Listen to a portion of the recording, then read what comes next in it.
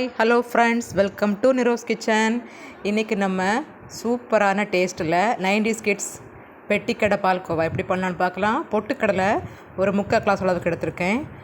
4 ஏலக்காய் வாசனைக்காக எடுத்திருக்கேன். நம்ம எந்த அளவுக்கு பொட்டுக்கடலை எடுத்தோமோ அதே அளவில் சுகர் எடுத்துக்கோங்க. எடுத்து இதை நல்ல மிக்சியில் பொடியாக்கிட்டு வந்துடலாம்.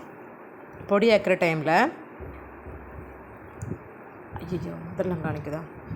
பொடியாக்கின அப்புறமா நம்ம நெய் ஒரு 1/4 கப் அளவுக்கு நெய் எடுத்து அதை மெல்ட் ஆகின பிறகு நம்ம ஸ்டவ் ஆஃப் பண்ணிவிட்டு இந்த பொடியாக்கின பவுட்ரை அதில் மிக்ஸ் பண்ணிகிட்டே வாங்க. உங்களுக்கு நெய் கம்மியாக தெரிஞ்சுன்னா அப்புறம் கூட நீங்கள் சூடாக்கி சேர்த்துக்கலாம். இல்லைன்னா தண்ணி ஆயிட்டுன்னா பொட்டுக்கடலை கொஞ்சம் கூட சேர்த்துக்கலாம் பொடிச்சு. எனக்கு இன்றைக்கி கொஞ்சம் கம்மியாக தெரிகிற மாதிரி இருக்குது நெய், அதனால் நான் மறுபடியும் கொஞ்சம் கூட நெய் மெல்ட் பண்ணி இதில் சேர்த்துட்டு நல்ல இதை மிக்ஸ் பண்ணி விட்டுடலாம். இதில் நீங்கள் எண்ணெய் பட்டர் கூட சேர்க்கலாம், ஆனால் நெய் சேர்க்கும்போது அது ரொம்ப ஹெல்த்திங்க.